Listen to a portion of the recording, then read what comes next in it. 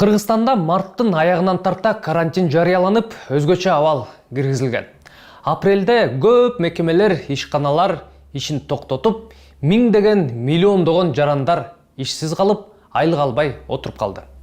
Ишкер, соодагерлер банкротко учурады. Жогорку кеңештин депутаттары деле кыйратып иштегенин көргөн, уккан деле жокпуз.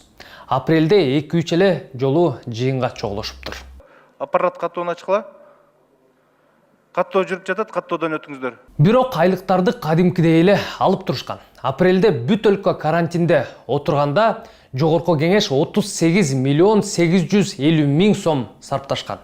Анын 23 миллион 613 миң сому депутаттарга жана парламенттин аппарат кызматкерлерине айлык катары кеткен. Ошондо ар бир депутатты кармоого 323 миң 755 сомдон кеткен.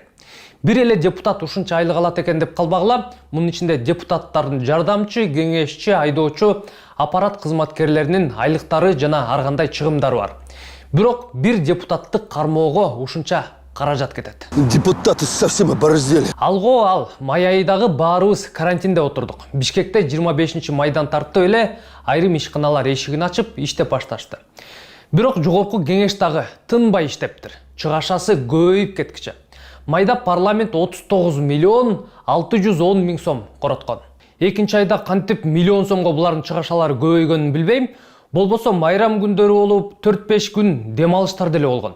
Ошентип эл ачка отурганда булар кадимкидей эле айлык алып жүрүшкөн. Жалпы жогорку кеңештин 1 жылдык бюджети 750-800 миллион сомго чейин жетет. Аппарат, сапарат, жан жөөкөрлөр, шоопурларын кошкондо bir депутатты 1 жыл кармап туруу үчүн 6,5 миллион сом кетет. Мен эсептеп көрдүм. Bir депутатты кармоого кеткен акчага жөнөкөй канча кызматкерге айлык төлөсө болот. Орточо айлык бизде 17 миң сомдун ар жак бер жагы. Ошондо bir депутатка кеткен акча 30-35 кишинин айлыгына жетет экен. Мисалы, жогорку кеңеште иштеген кызматкерлер депутаттарды кошкондо 700дөй адам иштейт. Аларга кеткен акчаны бөлүштүрсөк, 4 миңден ашык адамды иш менен камсыз кылсак болмок. Быйыл пандемиядан улам бюджеттин тартыштыгы рекордтук көрсөткүчкө жетти. 11 миллиард сом болуп. Чыгашалар кыскарып, жогорку кеңеш дагы кыскартты, бирок 10%га эле. Анан булардын атайы эсеби да бар. Спецсчет деп коюшат. Аны короткондор үчүн такыр отчет беришпейт. Каякка коротушту өзлөрү билишет. Ал эсепке жылына 6,5 миллионго жакын сом салынат. Аны быйыл такыр өзгөртүшкөн жок. Ал эсептен айына депутаттар 1,5 миллионду каалагандай корото беришет. Булар эч качан оңолбойт. Чыгарылыштын баш жагында bir депутатты кармоого жан жөөкөр аркы беркиси менен канча акча кетерин эсептедик. Келгиле эми, bir депутат канча акча колуна алат, санап көрөлү. Bir депутаттын айлыгы расмий түрдө 25 миң сомдун тегереги. Ушунча эле алабы дебей тургула, дагы кошумча акчалар бар. Класстык чини, илимий даражасы, тажрыйбасына жараша кошула берет. Бекеринен эмес да, эки сөздү бириктирип сүйлөй албаса деле, билим берүүнүн отличниги сыяктуу нам бир нерселерди ала беришери. Ал ошондой. Бир нече жолу депутат болгондорго дагы жакшы сумма кошулуп берилет, ардагер деп. Депутатты колдоо муну менен гана чектелбейт. Алар жакшы социалдык пакеттерге ээ болушат.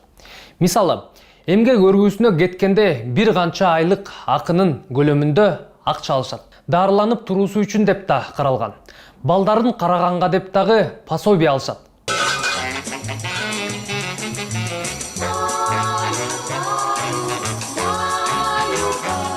Ай сайын күнүмдүк чыгымдарга деп bir депутатка 40 миң сомдон да бөлүнөт.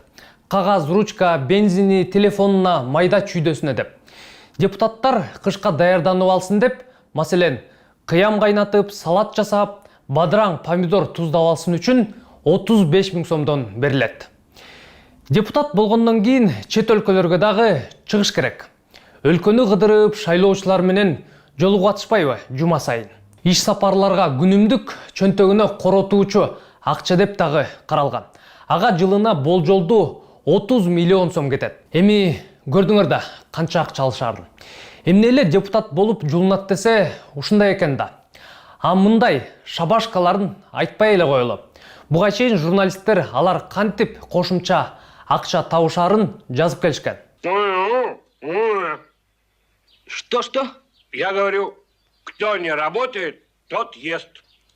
Учись, студент. Ошентип 2010 жылдан бери 10 жылдын ичинде жогорку кеңештин депутаттарын кармоого бюджеттен 7 миллиард сом кеткен. Миллион эмес, миллиард.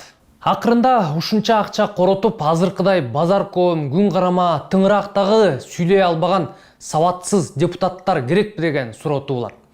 Мындай улоо берсе баарыбыз бир ооздон кереги жок дейт болушубуз керек.